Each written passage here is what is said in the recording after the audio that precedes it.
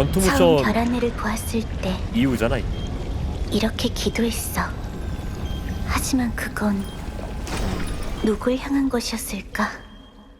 크로 게임즈. 만약 이 우주에 인류를 가엾게 여기는 신이 있고 정말 인류의 소망을 들을 수 있다면 왜 빛없는 밤이 존재하고 달릴 수 없는 사람이 존재하는 걸까? 발을 내디딜 정도의 땅과 배를 채울 정도의 음식이면 돼. 수많은 어두운 밤, 그 사람만이 별하늘 아래에서 말해줬어.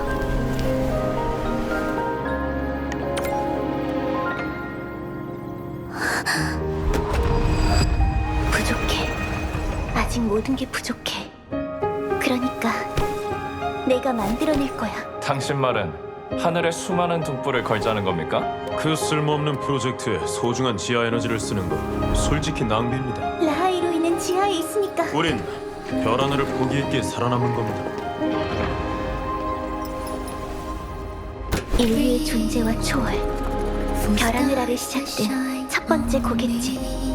사람들이 올려다보는 법을 잊었다면 내가 그들의 본능을 일깨울 거야. 사람들이 어둠밖에 볼 수 없다면 내가 그들의 첫 번째 별빛이 되겠어. 당신이 첫 번째 별을 올려다볼 때 온 우주는 이미 당신을 향해 달릴 준비가 돼 있을 거야. 목별이 억만 광년을 넘어야만 솔라리스에 닿을 수 있다면 그럼 별하늘이 반짝일 수 있게 기꺼이 모든 걸 넘어설 거야. 그게 세월이든 아니면 보이드 스톰이야!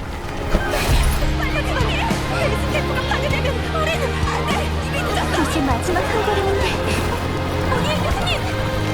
두 번째 기회는 없을 거예요. 첫발탑이! 아직 시간은 있어. 교수님!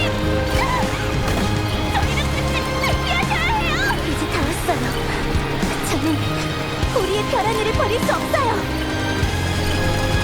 이건 라하이 로이만의 하늘. 보증은 그들의 존재를 기록하지 않지만 우리는 우리의 존재로 목별에게 이름을 붙일 거야.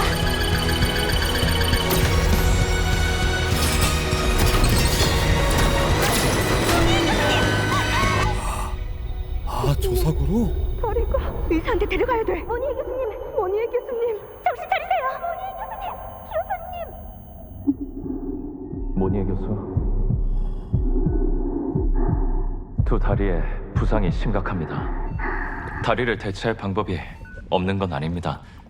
다만 아직 실험 단계인 거 맞죠? 그럼 제가 첫 번째 피험자가 될게요. 세상은 내게 달릴 수 있는 능력을 주지 않았지만 당신들은 할 수 있을 거야. 마치 별하늘이 지하의 우리를 위해 움직이는 게 아니라도 언젠가 우리가 온 우주를 움직이게 될 것처럼. 교수님, 준비가 끝났습니다. 라하이로이의 별하늘을 밝게 빛내주세요.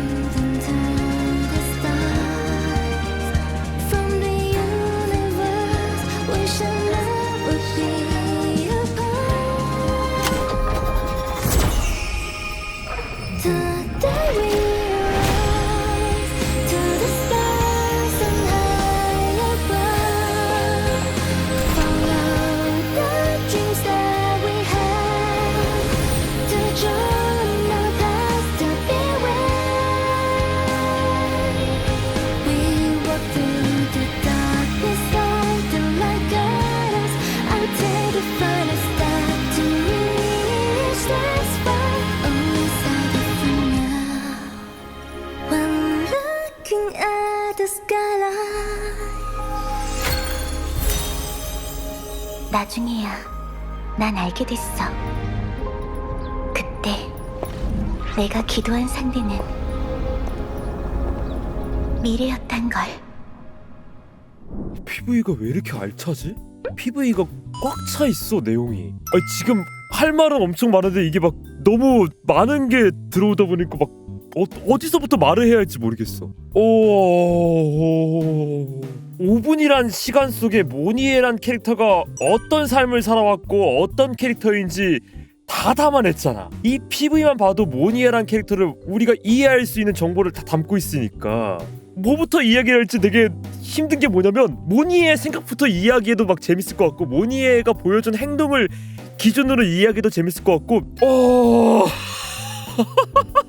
과학자들 중에서는 미신론자가 많거나 신을 믿지 않는 사람들이 많다고 나는 듣긴 했었는데 되게 재미난 멘트잖아.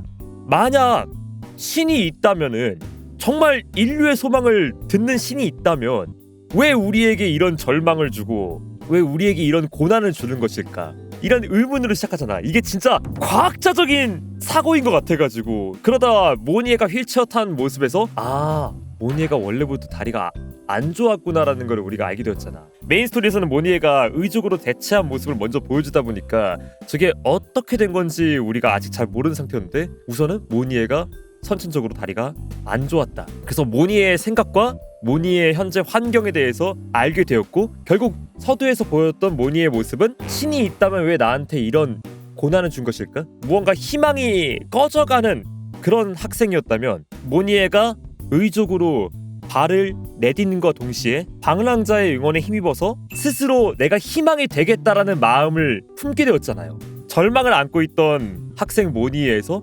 남들에게 희망을 가져다 주기로 한 교수 모니에가 되어가는 거잖아. 그러면서 보여줬던 게 서툰 발걸음이었거든. 물론 이때도 막 사람들이 반대를 해. 그 너무 허무맹랑한 소리다. 이런 거에 우리가 쓸 자원이 없다. 그렇게 사람들은 모니의 생각에 반대하면서 등을 돌리지만 그때 선택한 게 포기가 아니라 계속되는 도전이었잖아요. 그렇게 사람들이 지하에 갇힌 채 별빛을 볼 수 없는 솔라리스에 가둬져가지고 우주로 나아갈 수 없는 이 현실, 이거에 순응하고 살아갈 때 모니에는 그 밖의 세계를 가져다주고 싶었던 거고 그러다가 모니에가 넘어진 것과 동시에 보이드스톰 장면은 넘어가잖아요. 이게 보면은 사람들이 도전이나 이런 거에 대해서 이야기를 할 때 진짜 많이 쓰는 비유 있잖아. 걷는 법도 중요하지만 넘어졌을 때 다시 일어서는 법을 배우는 것도 중요하다. 고난이나 역경이 닥쳐왔을 때 이걸 딛고 일어나는 법도 우리가 배워야 한다. 이런 식의 막 자기개발 영상에서 되게 많이 나오잖아. 그거를 굉장히 잘 썼단 말이지.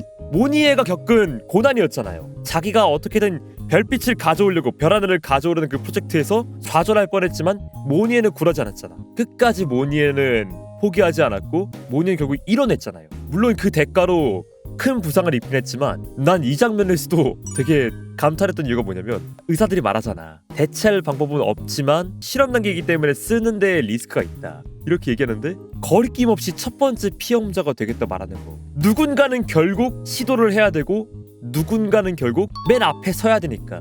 그런데 그 자리를 모니에는 담담하고 망설임 없이 본인이 이어나가는 거잖아요. 이 부분에서 딱 모니의 캐릭터성이 완전히 다 정립이 된 거지.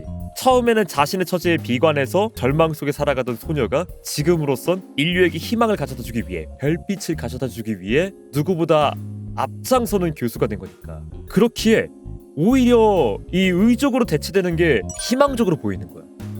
역설적으로 세상은 내게 달릴 수 있는 능력을 주지 않았지만 모니에게는 걸을 수 있는 능력조차 없었지만 자신만의 의지로 극복한 것처럼 보이니까. 그렇기에 마지막에 별하늘이 비춰진과 동시에 모니에가 담담하게 말하는 멘트 있잖아요. 나중에야 본인은 알게 되었다. 그때 내가 기도한 상대는 미래였단 걸.